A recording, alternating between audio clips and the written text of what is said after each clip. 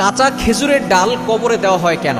আমাদের সমাজে একটা রীতি রয়েছে, যখন কোনো মানুষ দুনিয়া থেকে বিদায় নেয় তখন তাকে দাফন করার পরে তার কবরের উপরে কাঁচা খেজুর গাছের ডাল ভেঙে সেটাকে উপরে গেড়ে দেয়। এটা আদৌ ইসলাম সাপোর্ট করে কিনা সে বিষয়ে আমরা জানবো। এটা মুসলিম শরীফের ভিতরে হাদিস রয়েছে।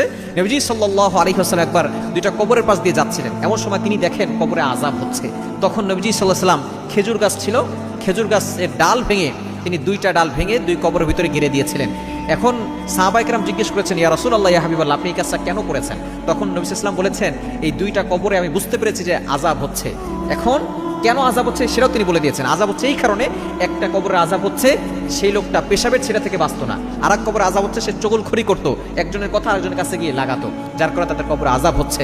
সুতরাং আমি তাদের দুইজনের কবরে দুইটা ঢাল দিয়েছি যাতে করে তাদের এই আযাবটা কিছু সময়ের জন্য বন্ধ হয়, আল্লাহ তাআলা যাতে করে আযাবটা কমিয়ে দেন, এজন্য আমি ডালটাকে গেড়ে দিয়েছি। নবী সাল্লাল্লাহু আলাইহি ওয়াসাল্লাম এই কাজটা করেছেন, তিনি বুঝতে পেরেছিলেন যে কবরে আযাব হচ্ছে।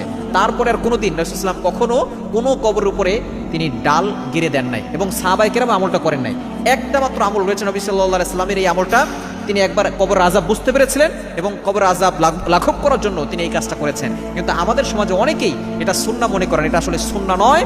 কবর দেওয়ার পরে কবরে যে খেজুর গাছের ডাল দিতে হবে, এটা না দিলে ক্ষতি হবে, বিষয়টা এমন নয়।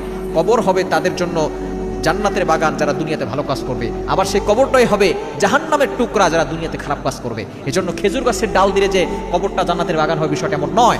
নবীজি সাল্লাল্লাহু আলাইহি ওয়াসাল্লামের হাতের ছোঁয়ায় সেই কবরটা আল্লাহ পাক রব্বুল আলামিন কবরের আযাবটাকে কমিয়ে দিয়েছিলেন, কিছু সময়ের জন্য আল্লাহ তাআলা নবী সাল্লাল্লাহু আলাইহি ওয়াসাল্লামকে জানিয়ে দিয়েছিলেন। তো আমরা তো জানি না, এজন্য আমরা কবরবাসীর জন্য শুধু দোয়া করব। খেজুর গাছের ডাল করে দেওয়া সুন্নাহ, এই নিয়ম যদি আমরা করি তাহলে কিন্তু আরো সমস্যা হয়ে যাবে এবং এটা সুন্নতের নামে বেদাত হয়ে যাবে। এজন্য আমাদেরকে সতর্ক থাকতে হবে। কবরবাসী যারা হয়ে গেছেন তাদের জন্য আমরা দোয়া করব, আমাদের জন্য পরবর্তী প্রজন্ম দোয়া করবে ইনশাআল্লাহ।